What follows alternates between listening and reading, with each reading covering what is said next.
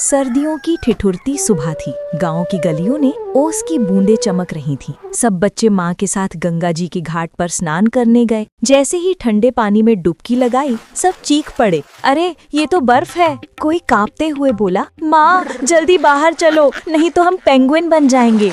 माँ हंसकर बोली, बेटा छठ मैया की पूजा में यही तपस्या है। स्नान के बाद सबने नए कपड़े पहने।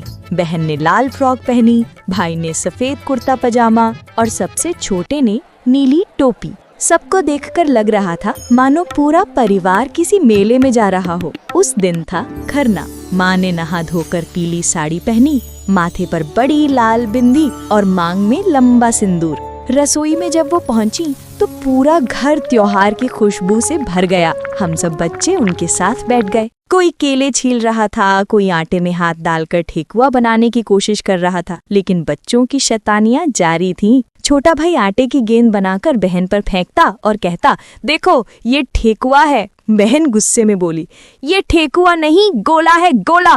और फिर दोनों हंस हंस कर लोटपोट हो गए।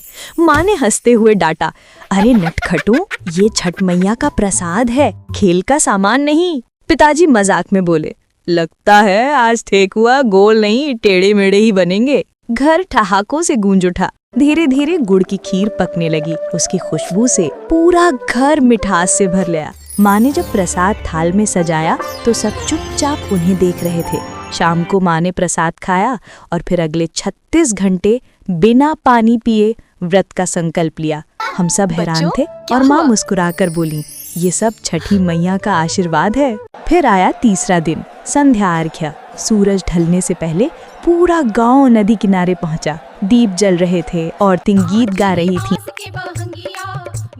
माँ ने लाल चुनरिया ओढ़ी, हाथों में चूड़ियाँ और सिर पर बांस की डलिया। डलिया में ठेकुआ, नारियल, गन्ना और फल सजे थे।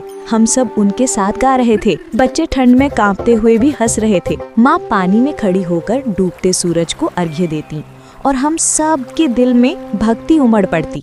अगली सुबह थी उषार्घ्य। भोर होते ही हम सब फिर नदी किनारे पहुँचे। ओस की बूंदें, ठंडी हवा और सूरज की लालिमा चारों ओर फैली थी। माँ पानी में खड़ी थी, सिर पर चुनरिया लिए। जैसे ही सूरज की पहली किरण निकली, माँ ने दोनों हाथ उठाकर जल अर्पित किया। पूरा आसमान सुनहरी रोशनी से भर गया। गांव की गूंज उठी, छठी मैया की जय। घर लौटकर माँ ने सबको ठेकुआ और प्रसाद बांटा। बच्चों ने खुशी से ठेकुआ खाया और बोले, वाह, इतना मीठा तो कभी नहीं खाया। सच में उन 4 दिनों में घर में सिर्फ स्वाद नहीं, माँ की भक्ति, त्याग और छठी मैया का आशीर्वाद भी घुला हुआ था और छठी मैया की पूजा संपन्न हुई।